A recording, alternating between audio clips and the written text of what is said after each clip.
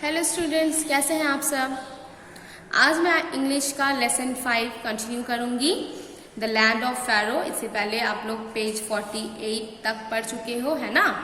तो आज हम लोग क्या पढ़ेंगे, page number 49। Ishan Ishan.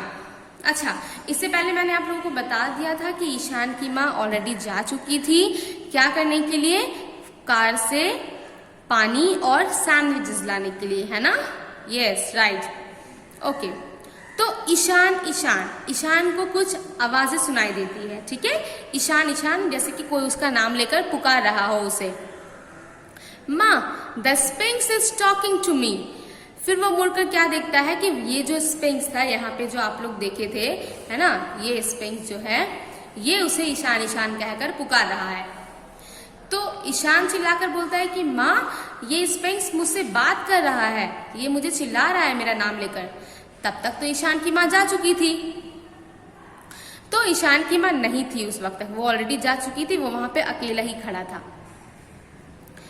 ईशान्स mother was already gone. जैसे कि मैंने कहा, ईशान की माँ उस वक्त तक जा चुकी थी। How do you know my name. Ishaan चौंक कर पूछता है कि तुम्हें मेरा नाम कैसे पता। ये एक तरह का इमेजिनेशन है, ठीक है। I know many things. अभी स्पिंक्स देखो बोलता है कि मुझे बहुत सारी चीजें पता है। I know you are Ishaan from Raiganj. मुझे पता है कि तुम्हारा नाम ईशान है और तुम रायगंज के रहने वाले हो, यानी तुम रायगंज से आए हो।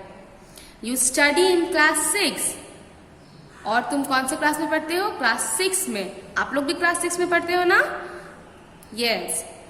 Do you want to know the history of this place. तो अब वो स्पिंक्स ईशान से पूछ रहा है कि क्या तुम यहाँ की तारीख यानी हिस्ट्री जानना चाहते हो। अब देखो ईशान क्या बोलता है।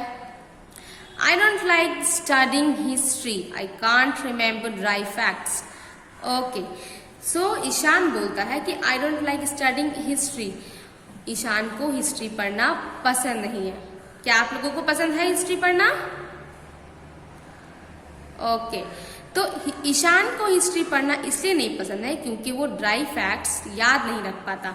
ड्राई फैक्ट्स फॉर एग्जाम्पल, आप लोग को पता ही होगा जब आप लोग हिस्ट्री पढ़ते हो कि कौन सी जंग कब हुई, है ना। तो बहुत सारे डेट्स एंड ऑल्स रहते हैं और राजाओं के नाम, ठीक है, कौन से जंग किसके दरमियान हुई, कब हुई, कहाँ हुई। तो ये सब ड्राई फैक्ट्स हैं जो उसे याद नहीं रह पाते और इसी वजह से वो हिस्ट्री पसंद नहीं करता पढ़ने, ठीक है। तो वो बोल देता है कि नहीं, मुझे नहीं पसंद। I will show you something you will never forget, close your eyes and open them again. तो स्पिंक्स बोलता है कि मैं तुम्हें कुछ ऐसी चीजें दिखाऊंगा जो तुम कभी नहीं भूल पाओगे। तो उसके लिए सबसे पहले अपनी आंखें बंद करो। तो नेक्स्ट पेज।